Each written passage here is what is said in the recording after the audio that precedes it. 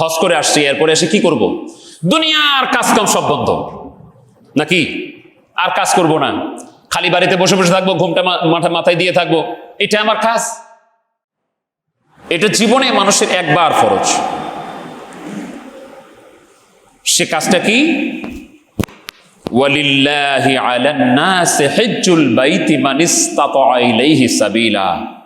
কোরআনুল কারীমের ৪র্থ পারায় ৩ নম্বর সূরা সূরা আল ইমরানের ৯৭ নম্বর আয়াতে আল্লাহ পাক বলছেন, মানুষের জন্য হজ করা যাদের সামর্থ্য আছে তারা আল্লাহর উদ্দেশ্যে হজ করবে, এটা আল্লাহ কর্তৃক একটি নির্ধারিত বিষয়। এজন্য যাদের সামর্থ্য থাকে তাদের জন্য জীবনে একটাবার হজ করা ফরজ হয়ে যায়। আল্লাহ পাক এটার গুরুত্ব কি দিয়েছেন? হযরত আদম আলাইহিস সালাম সর্বপ্রথম এই কাবা শরীফ তাওয়াফ করেছেন, নির্মাণ করে কাবা শরীফ তাওয়াফ করেছেন। হযরত নূহ আলাইহিস সালামের সময় এটা আবার প্লাবিত হয়ে গেল, কিন্তু পৃথিবীতে বাড়ির দিক থেকে, ঘরের দিক থেকে, স্থাপনার দিক থেকে সর্বপ্রথম হচ্ছে এই ঘর কাবা শরীফ বাইতুল্লাহ। আল্লাহ পাক 96 নম্বর আয়াতে বলছেন, ইন্না আউওয়ালা বাইতিন উযিআ লিন-নাসি লাল্লাযী বিবাক্কাতা মুবারাকান ওয়া হুদাল লিল-আলামিন। নিশ্চয়ই বাক্কার মধ্যে, মক্কার আগের নাম ছিল বাক্কা, এই বাক্কাতে অবশ্যই যে প্রথম ঘরটি নির্মিত হয়েছে এটা দ্বারা আল্লাহ পাক বুঝালেন ওটা হলো কাবা শরীফ। আর এই কাবা শরীফ হচ্ছে বরকতের জায়গা, আর এটা গোটা জাহানের জন্য একটা হেদায়েতের নিদর্শন। এর আশেপাশে কি কি আছে আল্লাহ পাক বলছেন পরের আয়াতে, ফীহি আয়াতুম বাইয়িনাতুম মাকামু ইব্রাহিম। আল্লাহ পাক বলছেন এখানে অনেক নিদর্শন আছে, তার মধ্যে একটা নিদর্শন আল্লাহ পাক এখানে উল্লেখ করছেন, এখানে মাকামে ইব্রাহিম আছে। আরো পাশে আছে জামজাম, সাফা, মারওয়া, অনেকগুলি নিদর্শন আল্লাহ পাক কাবা শরীফকে কেন্দ্র করে রেখে দিয়েছেন। আর এই নিদর্শনাবলীকে যদি মানুষ সম্মান করে তার তাকওয়া বেড়ে যায়। ওয়া মান ইউআজ্জিম শাআইরাল্লাহ ফাইন্নাহা মিন তাকওয়াল কুলুব। আল্লাহ পাক বলছেন আমার এই নিদর্শনাবলীকে যারা সম্মান করে এটা হচ্ছে তাদের তাকওয়া, পরহেজগারিতার নিদর্শন। তো আল্লাহ পাক বলছেন এখানে মাকাম ইব্রাহিম আছে। মাকাম ইব্রাহিম কি? ইব্রাহিম আলাইহিস সালাম যখন নূহ আলাইহিস সালামের সময় কাবা শরীফ প্লাবিত হয়ে গেল, কাবা শরীফ ধ্বংসপ্রাপ্ত হয়ে গেল, তখন আল্লাহ পাক আবার ইব্রাহিম আলাইহিস সালামকে বললেন যে তুমি তোমার সন্তানকে নিয়ে কাবা শরীফ বানাও। ইব্রাহিম আলাইহিস সালাম হযরত ইসমাঈল আলাইহিস সালামকে নিয়ে, তার সন্তান ইসমাঈল আলাইহিস সালামকে নিয়ে কাবা শরীফ বানানো শুরু করলেন। কাবা শরীফ বানাতে বানাতে এই কাবা শরীফ যখন দেওয়ালটা একটু উঁচা হচ্ছে, বড় হচ্ছে, তখন আর হাত দিয়ে লাগাল পায় না। আমাদের নির্মাণ শ্রমিকরা তখন মাচা বানায়, বাঁশ দিয়ে একটু উঁচা করে সেখানে দাঁড়ায়, সিঁড়ি বানিয়ে নির্মাণ করে। ইব্রাহিম আলাইহিস সালাম বললেন, বাবা ইসমাঈল, ওই যে পাশে একটা পাথর দেখা যায়, পাথরটা আনো তো, আমি এটার উপর দাঁড়াবো, আমি এটার উপর দাঁড়িয়ে কাবা শরীফ বানাবো। হযরত ইসমাঈল আলাইহিস সালাম তখন তেনাকে সেই পাথরটা এনে দিলেন। ইব্রাহিম আলাইহিস সালাম সেই পাথরের উপর দাঁড়িয়ে কাবা শরীফ নির্মাণ করা শুরু করলেন। আল্লাহ রাব্বুল আলামিন এই পাথরটাকে করে দিলেন লিফটের মতো। কাবা শরীফ যত উপরে যাচ্ছে পাথরটা তত বড় হচ্ছে। যতদূর পর্যন্ত কাবা শরীফ বানাবার প্রয়োজন ততদূর পর্যন্ত পাথরটা বড় হয়ে গেল। ইব্রাহিম আলাইহিস সালাম যে কাবা শরীফের উপরে, যে পাথরের উপরে দাঁড়িয়ে তিনি কাবা শরীফ বানাচ্ছিলেন, ওই পাথরটাকে বলা হয় মাকামে ইব্রাহিম। সেখানে তিনি দোয়া করেছেন, وَإِذْ يَرْفَعُ إِبْرَاهِيمُ الْقَوَاعِدَ مِنَ الْبَيْتِ وَإِسْمَاعِيلُ رَبَّنَا تَقَبَّلْ مِنَّا إِنَّكَ أَنْتَ السَّمِيعُ الْعَلِيمُ। কাবা শরীফ বানিয়ে তিনি দোয়া করলেন, হে রাব্বুল আলামিন আমাদের কাছ থেকে এগুলি কবুল করুন, আপনি হচ্ছেন সামিউন আলিম, আপনি হচ্ছেন সর্বশ্রোতা এবং সর্বজ্ঞানী। তো আল্লাহ রাব্বুল আলামিন বললেন ওই মাকাম ইব্রাহিম, এই পাথরটা সেটা কাবা শরীফের পাশে। অন্য আয়াতে আল্লাহ পাক বলছেন ওয়াত্তাখিযু মিন মাকামি ইব্রাহিমা মুসাল্লা, সেই মাকাম ইব্রাহিমকে কেন্দ্র করে তার পাশে তোমরা নামাজ আদায় করো। এটা অনেক ফজিলতপূর্ণ। যাদের সুযোগ হয় তারা তাওয়াফ করার পরে সেখানে নামাজ আদায় করে। এটা নফল পর্যায়ের, আবার কেউ কেউ বলছেন ওয়াজিবের পর্যায়ে। এটা মাযহাবগত ভিন্নতা আছে। তো আল্লাহ রাব্বুল আলামিন এই মাকাম ইব্রাহিমের কথা বলে আরেকটা কথা সেখানে অ্যাড করলেন সূরা আল ইমরানের মধ্যে, ওয়ামান দাখালাহু কানা আমিনান, যে ব্যক্তি এই কাবা শরীফের হেরেমের মধ্যে প্রবেশ করলো সে নিরাপত্তা লাভ করলো। নিরাপত্তা দুই ধরনের এখানে হতে পারে। এক ধরনের নিরাপত্তা হচ্ছে তার দুনিয়াবি কোনো ভয় সেখানে থাকবে না।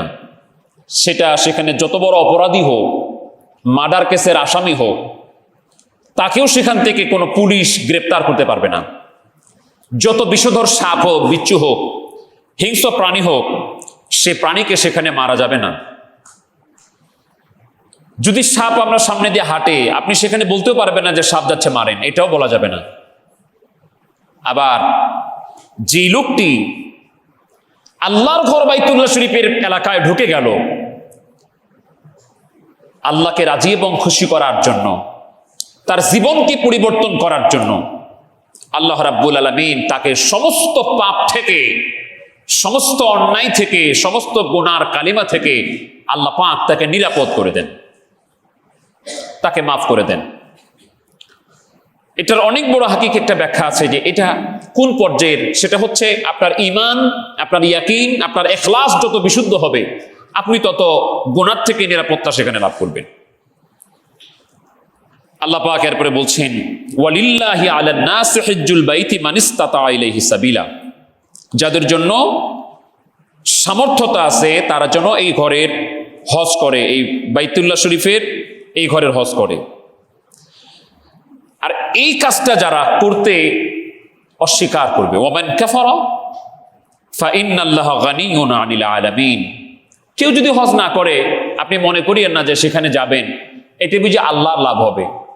আল্লাহ পাক বুঝি আপনার হজের মুখাপেক্ষী। আপনি আল্লাহর ঘর তাওয়াফ না করলে বুঝি আল্লাহর ঘরের মর্যাদা কমে যাবে। আল্লাহ পাক বলছেন কেউ যদি এটা অস্বীকার করে না করে, মনে রেখো আল্লাহ পাক হচ্ছেন গানিয়্যুন আনিল আলামিন। আল্লাহ রাব্বুল আলামিন সৃষ্টি জগতের কোনো কিছুর মুখাপেক্ষী নয়, তিনি হচ্ছেন দাতা। সৃষ্টি জগৎ যা পায় সেটা আল্লাহর কাছ থেকে পায়, আল্লাহ পাক কোনো কিছুর মুখাপেক্ষী নন। তো ইব্রাহিম আলাইহিস সালাম কাবা শরীফ বানাবার পরে আল্লাহ পাক তাকে বললেন, আখবারু মক্কার মধ্যে এসেছে, আল্লাহ পাক তাকে বললেন ইব্রাহিম তুমি তো কাবা শরীফ বানালা, তাওয়াফ করলা, এবার তুমি মানুষের মাঝে এই হজের দাওয়াতটা দিয়ে দাও। সূরা হজের মধ্যে আল্লাহ পাক কোরআনুল কারীমের 22 নম্বর সূরা, এর নাম হচ্ছে সূরাতুল হজ। হজের ব্যাপারে আলাদা একটা সূরা আল্লাহ পাক কোরআনুল কারীমে নাজিল করেছেন। ইব্রাহিম আলাইহিস সালামকে আল্লাহ পাক বলেন ওয়াজ্জিন ফিন নাস বিল হজ, ইব্রাহিম তুমি মানুষের কাছে হজের দাওয়াতটা দিয়ে দাও। তিনি জাবালে আবু কুবাইস এই পাহাড়ে উঠে, এটা কাবা শরীফের অনতি দূরে, সেটার একটা অংশ কেটে এখন সৌদি বাদশা তাদের রাজপ্রাসাদ বানিয়েছে। এই জিনিসটা আমাদের কাছে অনেক ভালো লাগে নাই।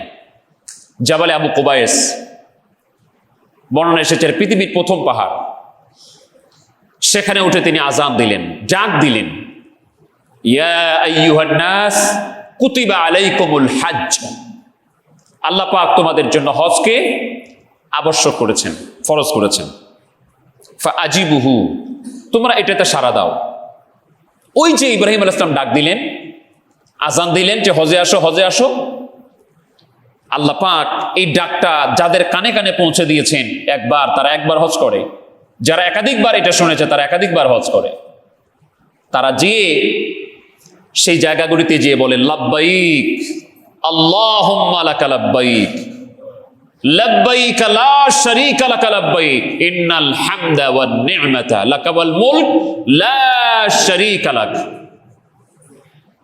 তার আগে কিন্তু তেমন কিছু বলে না, এই একটা আলাদা একটা জিকির আর কি। এই জিকিরটা হলো আলাদা একটা জিকির, বলে লাব্বাইক আল্লাহুম্মা লাকা লাব্বাইক। এর মানে কি? এর মানে হচ্ছে প্রেজেন্ট, হে আল্লাহ আমি উপস্থিত, আমি উপস্থিত, আমি আসছি, আমি আসছি, আমি আসছি, আমি আছি। এখন আপনার বাড়িতে এসে যদি হঠাৎ করে কেউ বলে যে ভাই আমি আসছি আসছি আসছি, তা আপনি মনে করবেন মাথা খারাপ হয়েছে, আমি তারা ডাকি নাই, সে আসে বলছে আমি আসছি আসছি আসছি। যদি তাকে আপনি ডাকতেন, সে এসে বলতে হ্যাঁ আমি আসছি, তাহলে একটা মানানসই আছে। হাদিস সাহেবরা বলে এখানে যে লাব্বাইক আল্লাহুম্মা লাকা লাব্বাইক, লাব্বাইক লা শারীকা লাকা লাব্বাইক, আল্লাহ আমি হাজির, আমি হাজির, আমি আসছি। কেন বলে? ওই যে ইব্রাহিম আলাইহিস সালামকে আল্লাহ পাক ডাক দেওয়াইছেন, ওই ডাকের সাড়া দিয়ে বান্দাগুলি যে সেখানে বলে আল্লাহ আমি হাজির হয়েছি। আমার আল্লাহ রাব্বুল আলামিন তখন করেন কি, এই বান্দা আল্লাহর ডাকে সাড়া দিয়ে যখন হজে চলে যায়, আরাফার ময়দানে যায়, মুজদালিফায় যায়, মিনা ময়দানে যায়, কাবা শরীফ তাওয়াফ করে, আমার আল্লাহ রাব্বুল আলামিনের দরবারে হাজিরা দেবার খাতিরে আল্লাহ পাক বলেন যেই লোকটার হজ কবুল হয়ে যায়, তার হাবিবের মাধ্যমে বলিয়াছেন যেই লোকের হজ কবুল হয়ে যায় আল্লাহ রাব্বুল আলামিন তাকে এমন নিষ্পাপ বানিয়ে দেন, একটা সন্তান তার মায়ের গর্ভ থেকে জন্মগ্রহণ করলে যেমন তার জীবনে কোনো পাপ থাকে না, একটা মানুষ হজ করলে যার হজ কবুল হয়ে যায় ওই লোকটা তেমনি নিষ্পাপ হয়ে যায়। এই জন্যই হাজী সাহেবরা বাড়িতে আসলে 40 দিন পর্যন্ত তাদের দোয়া বিশেষ কবুল হয়। বিশেষ করে তারা বাড়িতে ঢোকার আগ পর্যন্ত দোয়া কবুল হয়। এই জন্য পারলে কোনো হাজী সাহেব যদি আসে, যদি শুনেন যে কোনো হাজী সাহেব আসতেছে, আপনি পারলে একে আগায় নিতে যাবেন। বাড়িতে ঢোকার আগে ওয়েলকাম দিয়ে তার কাছ থেকে দোয়া নিবেন, তাকে স্বাগতম জানাবেন। তিনি অন্য হাদিস এসেছে ওয়াফদুল্লাহি সালাসা, আল্লাহ পাকের বিশেষ 3টা প্রতিনিধি দল আছে। এটা আল্লাহর প্রতিনিধি দল, ওয়াফদ মানে হচ্ছে প্রতিনিধি দল। কে? আল হাজি, আল গাজী ওয়াল মুতামির। আল্লাহর হাবিব বলছেন আল্লাহর 3টা বিশেষ প্রতিনিধি দল হচ্ছে এক হাজি, আর এক গাজী, আর একটা হচ্ছে উমরাকারী। হাজি তো আমরা জানি যারা এই জিলহজ মাসে হজ করে, যেটাকে আমরা বড় হজ বলি, যারা হজ করে তার হাজি। আল হাজি ওয়াল গাজী, গাজীকে ইসলামী ধর্মীয় যুদ্ধে যারা বিজয়ী বেশে ফিরে আসে তাদেরকে বলা হয় গাজী। আর মুতামির মানে ওমরাকারী, যারা ওমরা করে তাদেরকে বলা হয় মুতামির আরবি ভাষায়। এই 3 শ্রেণীর মানুষ হচ্ছে আল্লাহর বিশেষ প্রতিনিধি দল। রাসূল করিম সাল্লাল্লাহু আলাইহি ওয়াসাল্লাম বলছেন কোন হাজির কাছ থেকে বা কোন ওমরাকারী যদি তোমরা দেখতে পাও যে হজ করে এসেছে, ওমরা করে এসেছে, তাদের কাছে দোয়া নিবা, তাদের দোয়া কবুল হয়। আল্লাহর হাবিব বলছেন আল হাজ্জুল মাবরুর লাইসা লাহুম জাযাউন ইল্লাল জান্নাহ, যার হজ কবুল হয়, হজ্জে মাবরুর হয়ে যায়, আল্লাহর হাবিব বলেন এর বিনিময় হলো একমাত্র আল্লাহর জান্নাত। এজন্য যাদের হজ করার সামর্থ্য আছে তারা যেন হজ করে, আল্লাহ পাকের নিয়ামতের শুকরিয়া আদায় করার জন্য। এটি নফল না। যাদের সামর্থ্য আছে, আপনি মনে করছেন হজ করলেও হবে, না করলেও হবে, না। যাদের সামর্থ্য আছে আপনাকে এটা পারফর্ম করতে হবে, এটা আপনার উপর ফরজ।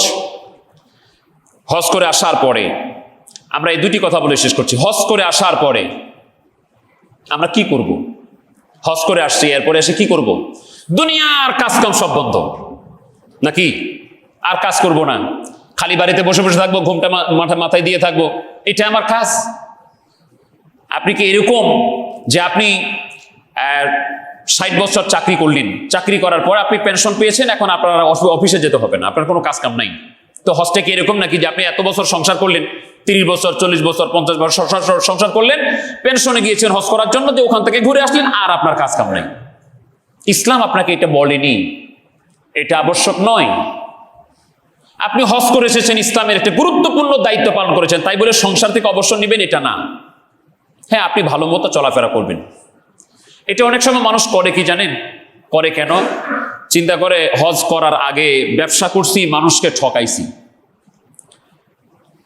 হজ করার আগে ব্যবসা করছি, ওজনে কম দিছি, এখনো হজ করে আইসে যদি ওই কাজটা করি তাহলে হজ নষ্ট হয়ে যাবে।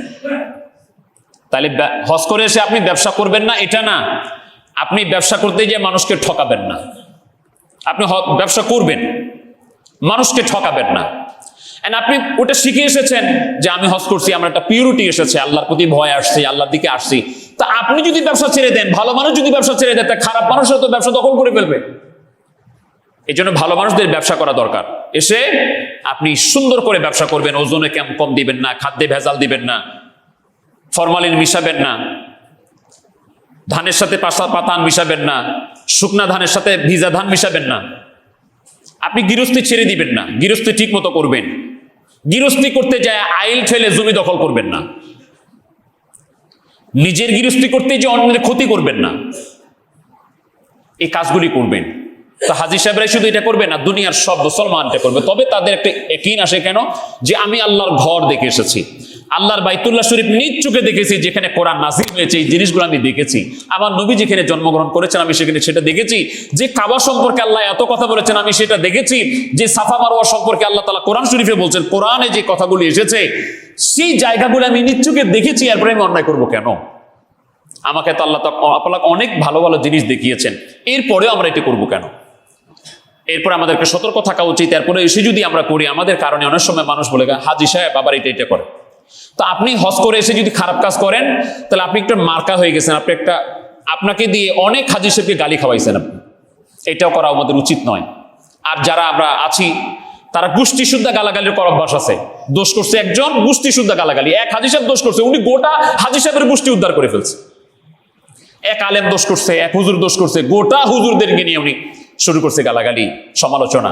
রাসূল করিম সাল্লাল্লাহু আলাইহি ওয়াসাল্লাম বলছেন, ব্যক্তির কারণে তার সম্প্রদায়কে গালিগালাজ করো না। আমরা ইনশাআল্লাহ বাকি কথা যেগুলি আছে আমরা আগামী জুমায় বলার চেষ্টা করব। আল্লাহ রাব্বুল আলামিন যেন হজ প্রসঙ্গে অনেক গুরুত্বপূর্ণ অনেক কথা আছে যেগুলো আপনাকে জানতে হবে, না জানলে আপনি আমল করতে পারবেন। আসসালামু আলাইকুম ওয়া রাহমাতুল্লাহি ওয়া বারাকাতুহু।